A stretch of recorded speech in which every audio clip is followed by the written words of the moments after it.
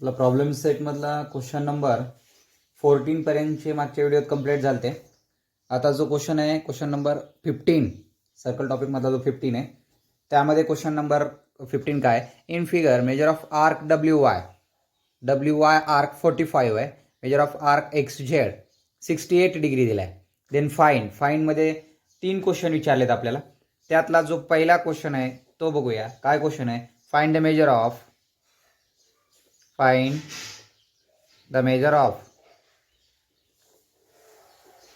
find the measure of angle ZTX. Find the measure of angle ZTX. ZTXचं measure काढायचं. आता बघा यामध्ये सोल्युशन लिहिताना ही जी फिगर जर पाहिजे तुम्ही तर YZ and WX is a chord of the circle. या कॉर्ड आहेत आणि chord intersect in interior of the circle आणि two chords intersect in interior of the circle. म्हणजे सर्कलच्या इंटेरियर पार्ट्समध्ये त्या काय होतात, इंटरसेक्ट होतात. मग याला theorem of internal division chord हा आपल्याला वापरता येईल इथं, बरोबर आहे. Theorem of internal division chord. मग या ठिकाणी chord WX and YZ intersect at point T. Intersect at point T and point T is the interior of the circle. Internal division chord theorem या ठिकाणी आपल्याला यूज करावा लागेल. Major of angle ZTX कुठे बघा, ZTX म्हणजे या अँगलचं मेजर विचारलंय आपल्याला. मग या अँगलचं मेजर काढताना their intercepted arc, sum of their intercepted arc and second जो एक्सटेरियर अँगलचा जो इंटरसेप्टेड आर्क असतात या दोघांच्या सम एवढं या अँगलचं मेजर असतं किंवा या अँगलचं मेजर. का तर हे व्हर्टिकली अपोजिट अँगल होऊ शकतात, कॉन्ग्रंट असतात, है की नाही. मग या ठिकाणी आपण असं म्हणूया, measure of angle ZTX is equal to half of sum of two intersect arc, measure of arc ZX plus measure of arc WY या दोघांच्या सम एवढा असेल. 1/2 इंटू मेजर ऑफ ZX किती आहे 68 प्लस 44. करा सम दोघांची. 8 आणि 4 12शीला 2 हात चालक 6 आणि 4 10 आणि 1 11 112. 2 न डिवाइड केलं 2 पंचे 10 2 सक 12. म्हणजे measure of angle ZTX is equal to 56. First नंबरचा क्वेश्चन भेटला आपल्याला. ओके. त्यानंतरचा जो सेकंड नंबरचा क्वेश्चन आहे त्यामधलाच तो बघा काय दिलाय. सेकंड नंबरचा क्वेश्चन आहे, if WT is equal to 4.8, त्यानंतर TX इज इक्वल टू 8.0 म्हणजेच 8च आहे. YT किती आहे 6.4. फाइंड TZ फाइंड करायला सांगितलं आहे. ओके. सेकंड नंबरच्याचं सोल्युशन होईल theorem of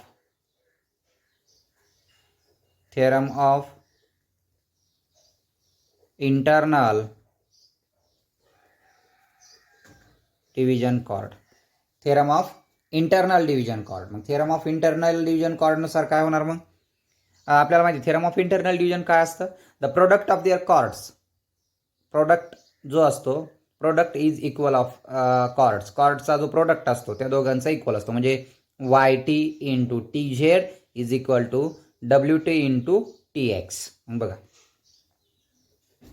YT into TZ is equal to WT into TZ. YT किती रे, YT आहे 6.4 इंटू TZ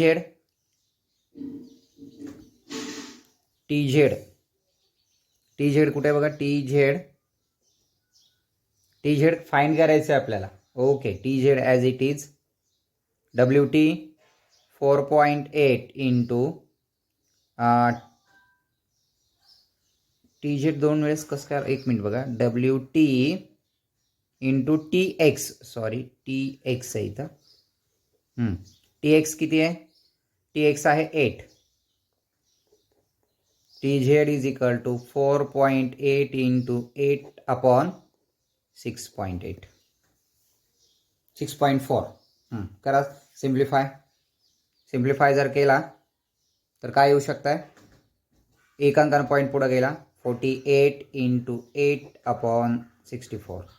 8 64 88 64 8 सख 48 म्हणजे T Z is equal to काय आला? 6. सेकंड नंबरचा व्ह्यू एन्सर भेटला आपल्याला. आपल्याला याच्यानंतरचा जो थर्ड नंबरचा जो क्वेश्चन दिला आहे, ठीक नाही, थर्ड नंबरचा जो क्वेश्चन आहे तो बघूया. बघा थर्ड नंबरच्या क्वेश्चनमध्ये आपल्याला त्यांनी दिलेली माहिती आहे ती दिलेली आहे. बघूया काय माहिती दिली आहे.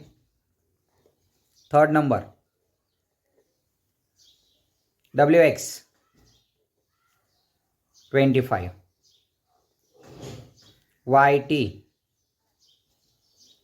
8, YZ 26. Find WT. WT find करायचा. WT दिलाय, YZ दिलाय, YZ दिलाय, टोटल YZ दिलाय, YT पण दिला. YT किती आहे? 8. TZ माहित नाही आपल्याला. WT दिलाय, WT काढायचा आहे आणि पूर्ण काय दिलाय? WX दिलाय 25. WT काढायचा आहे. हा बरोबर आहे. आणि हा पण दिला नाही. TX पण दिला नाही. TX पण दिलेला नाही. आता एक लक्षात ठेवा, आपल्याला ज्या वेळेस इंटरनल डिव्हिजन कॉर्ड असेल त्यामध्ये WX दिलाय, W अँड X टोटल दिलाय. WX आहे 25. मग WX इज इक्वल टू काय असतं? WT plus TX. बरोबर आहे. WT प्लस TX असतं. आणि YZ मध्ये बी काय असतं?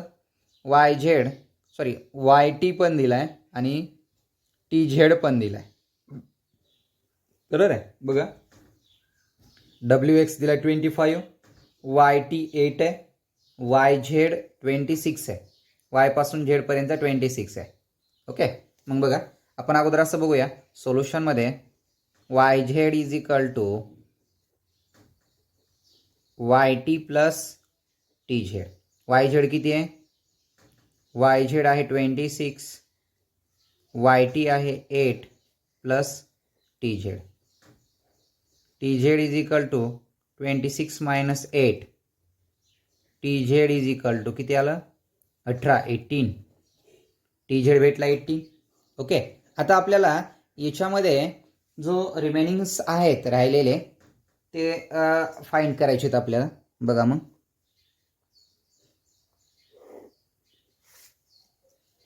बघा TZ भेटला आपल्याला. आता TZ कुठे? TZ 18 भेटला. T पासून Z पर्यंत भेटला 18. आता आपल्याला काढायचे काय? WT जो आहे तो आपण A सपोज करूया. Let WT is equal to A. Okay. मग internal division chord, theorem of internal division chord काय होणार मग? YT into TZ is equal to WT into TX. बघा YT किती आहे? YT आहे 8, TZ आहे 18, WT कन्सिडर केला A इंटू मग TX. हा जर A असेल तर TX किती असणार? हा पूर्ण WZ किती आहे? WZ आहे 25 म्हणजे 25 मायनस A. 25 minus A. बघा काय होणार मग? 18 इंटू 8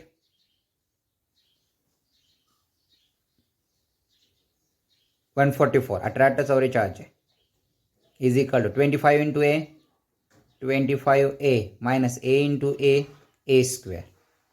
त्याला आपण असं म्हणू शकतो. हा निगेटिव्हचा जर पॉझिटिव्ह झाला वाटत असेल या negative A square plus 25A is equal to 144. निगेटिव्हचं पॉझिटिव्ह झाला निगेटिव्ह हा ए स्क्वेअर होता, तो पॉझिटिव्ह झाला, ए स्क्वेअर, पॉझिटिव्हचा निगेटिव्ह 25a, निगेटिव्ह 144. ओके, परंतु हा निगेटिव्हचा ह्याचं साईन चेंज केलं म्हणून ह्याचं नाही साईन चेंज होणार, निगेटिव्ह होणार. इकडे आल्यावर तो काय होईल, पॉझिटिव्ह इज इक्वल टू 0.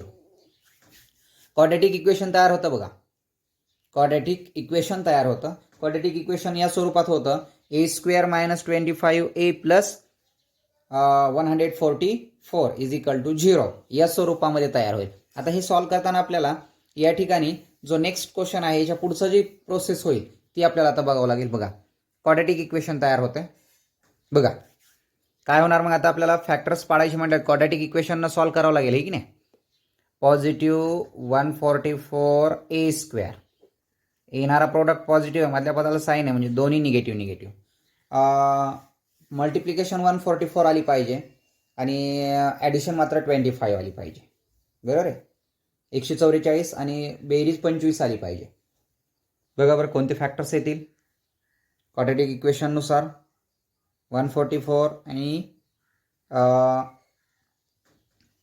बरं आपण अशा उभ्या पद्धतीनं बघूया. 25 144 2 ना डिवाइड केला किती येणार, 72. 2 ना डिवाइड केलं 36. 2 ना डिवाइड केलं 18. 2 ना डिवाइड केलं 9. 3 ना डिवाइड केलं 3 आणि 3 1 जा 3. ओके, बघा हे दोन्ही 4, 4 दोन्ही 8, 8 दोन्ही 16, 16 9 44, 16 9 या दोघांचा गुणाकार केला आणि यांचा गुणाकार, बे दोन्ही 4, 4 दोन्ही 8, 8 दोन्ही 16 आणि 3 3 9, 16 आणि 9 फॅक्टर्स भेटले. 16a 9a, बघा A square negative 16a negative 9a positive 144 is equal to 0. A common आलं, A minus 16 minus 9, A plus minus minus 9 1 9, 5 उरले 9 सकी 54 is equal to 0. A minus 16, A minus 9 is equal to 0. A minus 16 is equal to 0 and a minus 9 is equal to 0. a is equal to positive 16, a is equal to positive 9. आपल्याला काय find करायचं होतं, आपण या ठिकाणी WT, आपण a काय consider केलं तर WT is equal to a consider केलं, मग therefore WT is equal to 16 और 9 ह्या दोन्हीपैकी एक कोणता तरी असू शकतो. म्हणजे 15 नंबरचा क्वेश्चन जो आहे त्यातला जो 3 नंबरचा जो क्वेश्चन होता तो या स्वरूपामध्ये येईल. ठीक आहे, आता याच्यानंतरचा जो नेक्स्ट क्वेश्चन आहे तो क्वेश्चन म्हणजे 16 नंबरचा, तो आता आपण बघूयात. पहा 16 नंबरचा क्वेश्चन आहे. In figure major of arc CE, major of arc BD given मध्ये दिलाय. Find major of angle CAE. CAE या अँगलचं मेजर काढायला सांगितलंय. एक लक्षात ठेवा, ही 2 कॉर्ड आहेत आणि 2 chord intersect and exterior of the circle, म्हणजे एक्सटर्नल डिव्हिजन कॉर्ड थेरम वापरावा लागेल. बघा 16 नंबर मधला जो पहिल्या नंबरचा जो क्वेश्चन आहे, मेजर ऑफ आर्क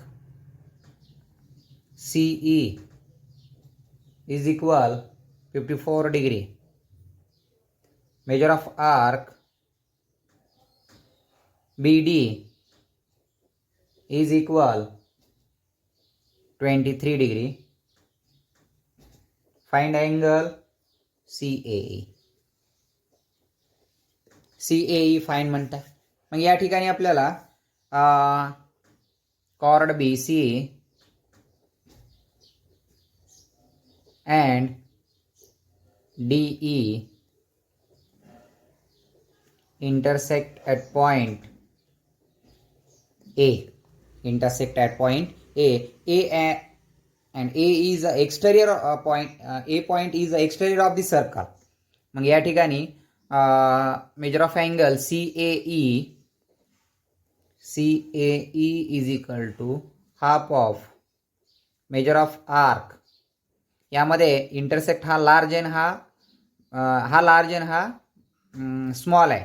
मग स्मॉल आर्कमधून जो मायनर आर्क असतो, मेजर आर्कमधून मायनर आर्क मायनस करायचा असतो. Measure of arc CE minus measure of arc BD. Half सीईचं मेजर किती आहे 54 minus 23. 1/2 into 54 minus 23 1 and 3 31. Okay. 4 minus 3 1 आणि 5 मायनस 2 3 31. मग याला तुम्ही असं लिहू शकताय 31/2 किंवा सिम्प्लिफाय जर केला तर किती येणार 15 पॉईंट बे एक बे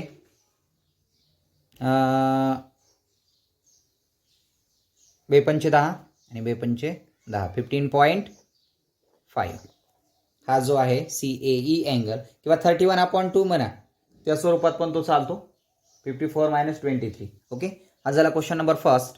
त्यातला सेकंड नंबरचा क्वेश्चन काय आहे बघा. यामध्येच असणारा जो सेकंड नंबरचा क्वेश्चन आहे तो बघा.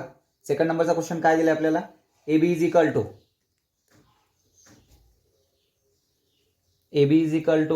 4.2 BC 5.4 AE 12.0 म्हणजे 12. फाइंड AD म्हणताय. AD फाइंड करायचं आहे. मग यामध्ये सोल्युशनमध्ये आपल्याला लिहावं लागणार आहे theorem of external division chord. काय होणार मग AB into AC is equal to AD into AE. External division cord.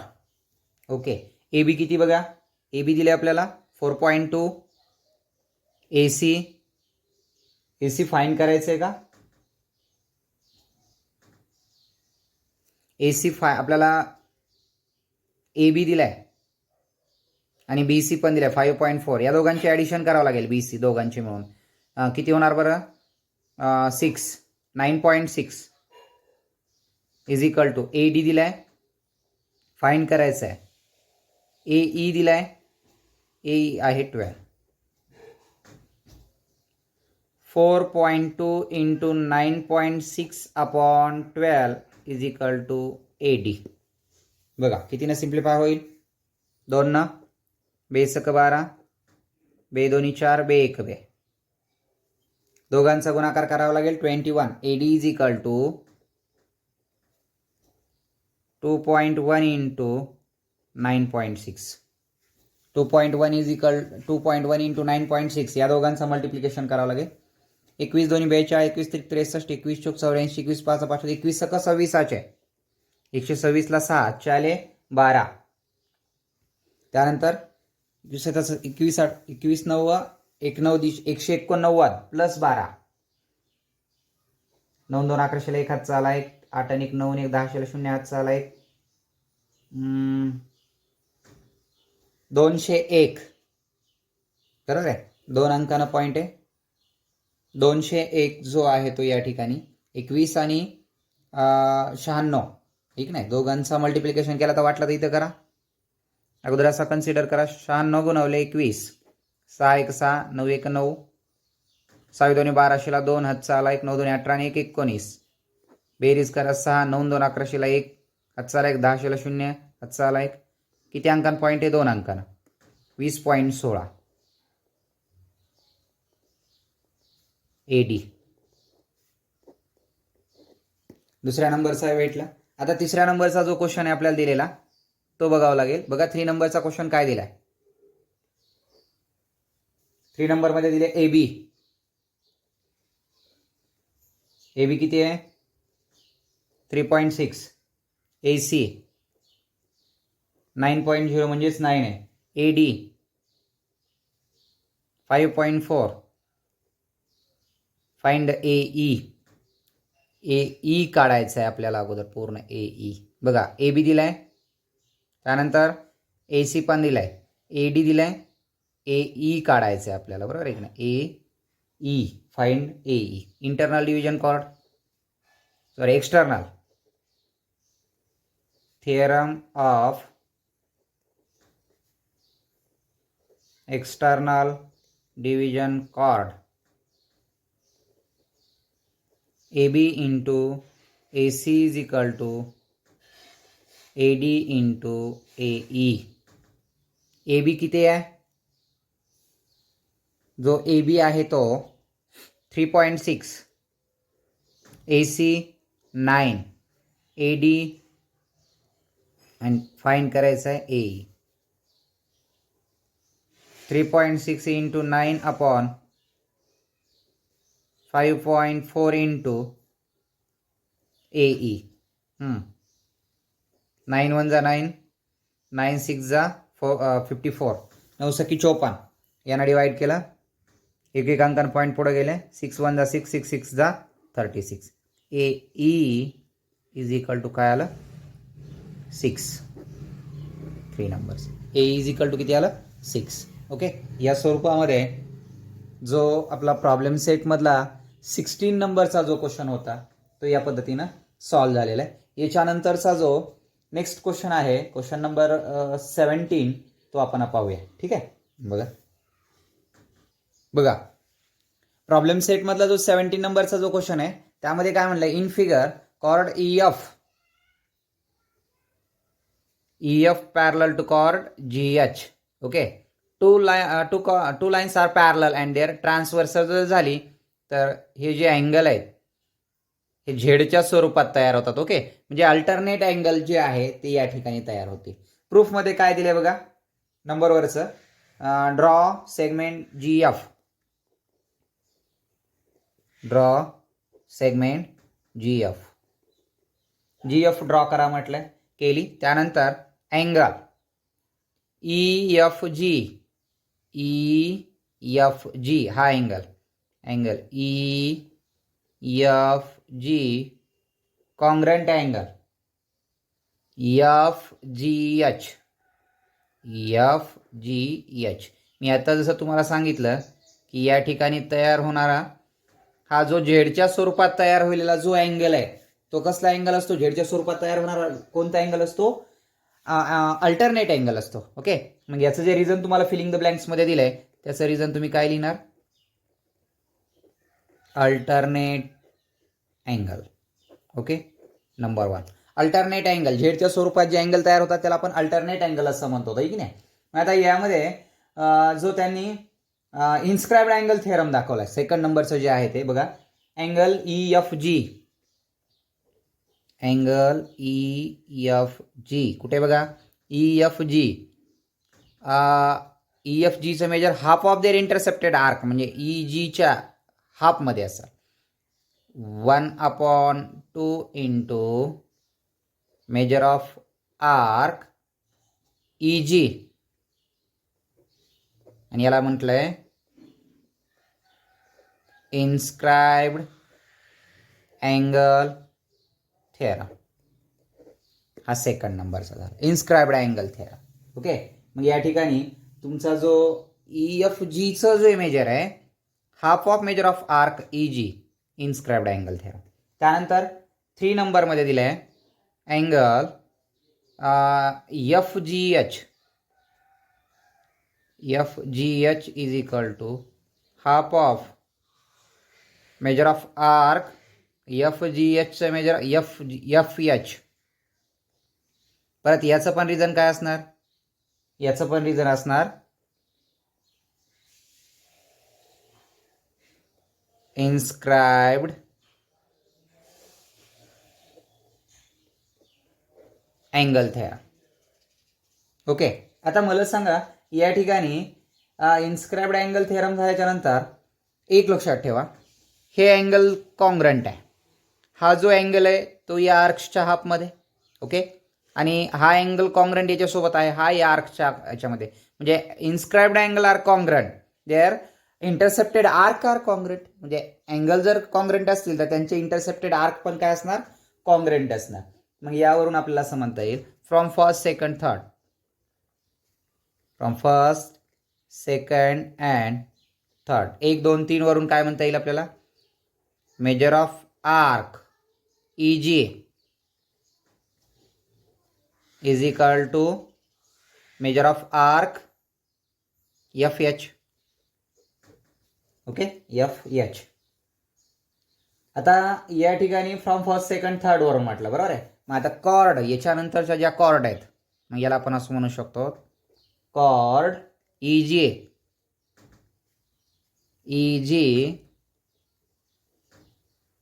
Congruent chord FH. आणि आता याचं रिझन तुम्हाला विचारले, काय रिझन लिहिणार याचा? मला सांगा, काय कॉंग्रंट आहेत? आर्क कॉंग्रंट आहेत. आर्क कॉंग्रंट वरून आपण कॉर्ड कॉंग्रंट दाखवतो, म्हणजे corresponding chord of congruent arc are congruent. म्हणजे याचं रिझन जे लिहायचं ते तुम्हाला काय लिहिणार तुम्ही रिझन याचं? करस्पॉन्डिंग कॉर्ड ऑफ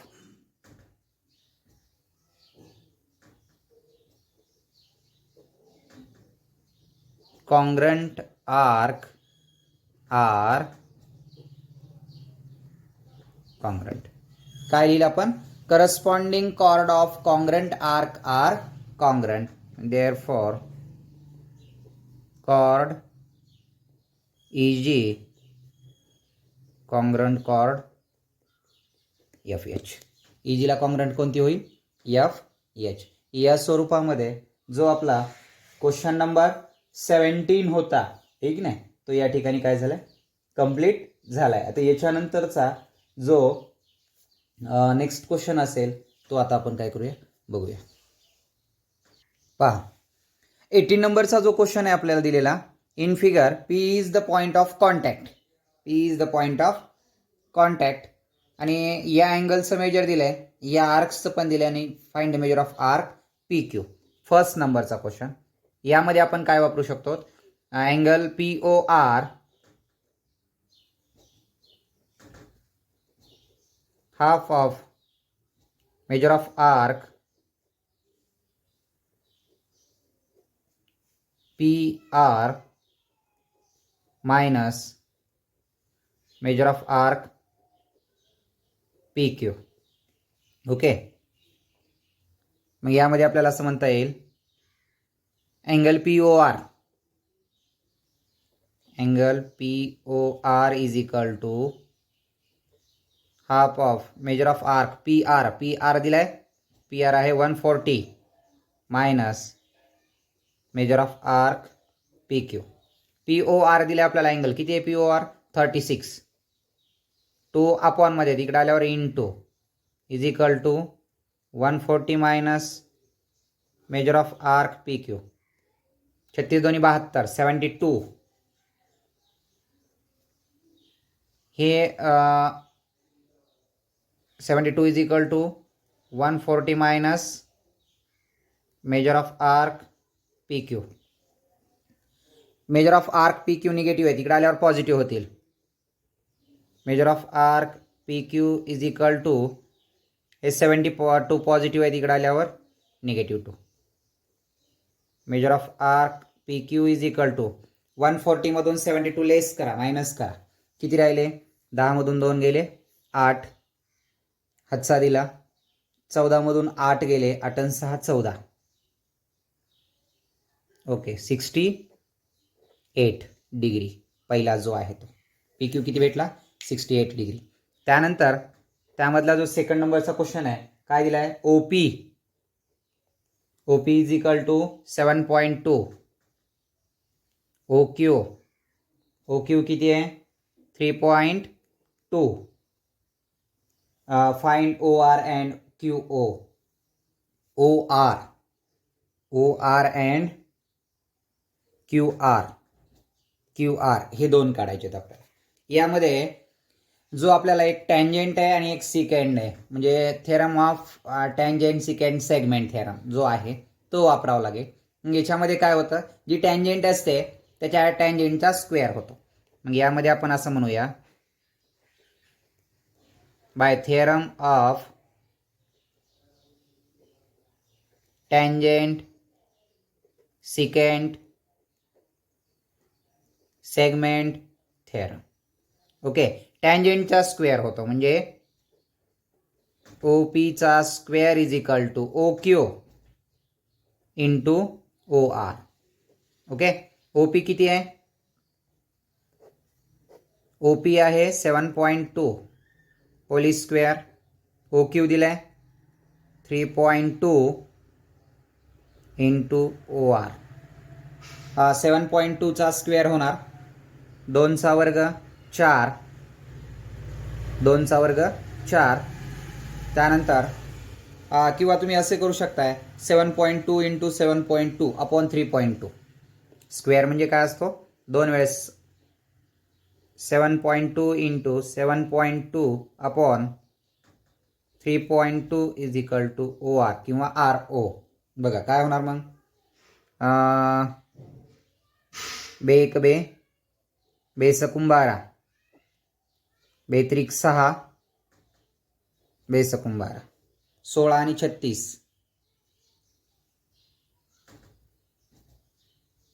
बघा 16 2 32 16 3 16 45 16 96 16च्या पाड्यात नाहीत. हां म्हणजे 1.8 म्हणजे 16 आपण असं गृहीत धरला. 82 16 0.8, बे एक बे, बे एक बे आणि 82 16 8 0.8 आणि 1.8 किती होणार बघा? 0.4 बेचोक 8 आणि 0.9 0.9 आणि 0.4 4 1 4 4 1 4 4 8 32 4 1 4. इथं काय येणार मग बघा? या ठिकाणी होईल 4 7.3 आहेत ना. सिम्प्लिफाय जर केलं तर 0.4 1 4 म्हणजे 1.0 आला. एक अंकान पॉईंट, हा पण एक अंकान पॉईंट पुढे गेला. 4 1 4 4 1 4 किती उरले? 3 उरले. 4 8 32 18 गुणिले 0.9 म्हणजे O R is equal to 18 into 0.9. 98 62 नीचे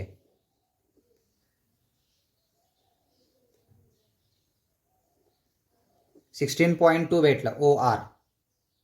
ओ आर पूर्ण किती भेटलं? 16.2. आपल्याला काय फाईंड करायचं आहे? O R and Q R म्हटलं. ओ आर भेटलं 16.2. आता क्यू आर म्हणताय मग O R is equal to O Q plus Q R. O R किती आहे पूर्ण? ओ आर जो आहे तो 16.2 is equal to O Q किती आहे? ओ क्यू आहे 3.2 plus Q R. Q R is equal to 16.2 minus 3.2. Q R is equal to 2 two cancel 13 आला. क्यू आर किती आला? 13 भेटला. ओके, सेकंड नंबरचा क्वेश्चन झाला. आता थर्ड नंबरचा जो क्वेश्चन आहे तो आपल्याला बघावा लागेल. बघा थर्ड नंबरचा क्वेश्चन काय आहे बघूया. त्यातलाच जो थर्ड नंबरचा क्वेश्चन आहे तो आपल्याला आता बघावा लागेल.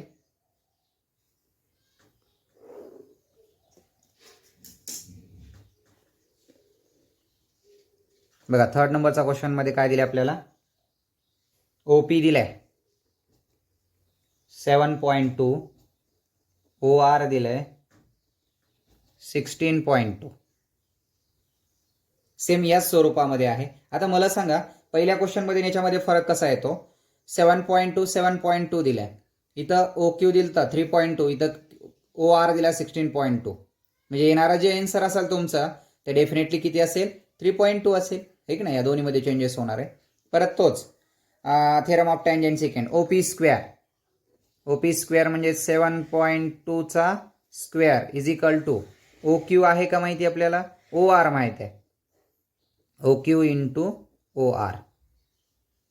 7.2 म्हणजेच याला आपण 7.2 into 7.2 is equal to O Q. O R माहिती आहे आपल्याला. ओ आर जो होता तो इकडं आपण मध्ये येईल 16.2 ओ क्यू. ओके, आता O Q is equal to Q R काढायचं आहे आपल्याला, पण क्यू आर काढण्यासाठी आपल्याला अगोदर ओ क्यू माहीत असलं पाहिजे. ओ क्यू फाईंड केला की आपल्याला क्यू आर भेटतो. सांगा बरं आता ओ क्यू किती येईल. याचं जर सिम्प्लिफाय केला, बघा इथं करतो बाजूला मी 7.2 इंटू 7.2 अपॉनमध्ये 16.2 कितीनं भागल ना 2 ना, 2 16 आणि 2 1 2 2 3 6 2 सकून 12 36 आणि 81 9च्या पाड्यात ते 9 चोक 36 आणि 9 9 81 म्हणजे किंवा तुम्ही 4 आणि 9 म्हणू शकताय. 9 8 72 0.8 8 चोक 32 3.2 म्हणजे याचंच किती उत्तर भेटलं 3.2 भेटला. कोणता ओ क्यू भेटला 3.2. ओ क्यू जर 3.2 असेल आपल्याला R O is equal to O Q plus Q R. R O माहिती आहे आपल्याला किती आहे 16.2. ओ क्यू किती आहे 3.2 प्लस क्यू आर काढायचं आहे किंवा आर क्यू म्हणतो आपण त्याला. Q R is equal to 16.2 minus 3.2. 2 2 cancel 13. Q R किती आलं 13. पहिल्यात बी क्यू आर काढलं होतं आपण आणि याच्यात पण क्यू आर काढलं. तसं तर पहिल्या क्वेश्चनमध्येच क्यू आर आपण काढलं होतं, तोच इकडं पण येणार होता 13ला 13. या स्वरूपामध्ये जो क्वेश्चन नंबर 18 होता तो या ठिकाणी कंप्लीट झालाय. बाकीचा क्वेश्चन जो आहे तो आपण आता नंतर बघू.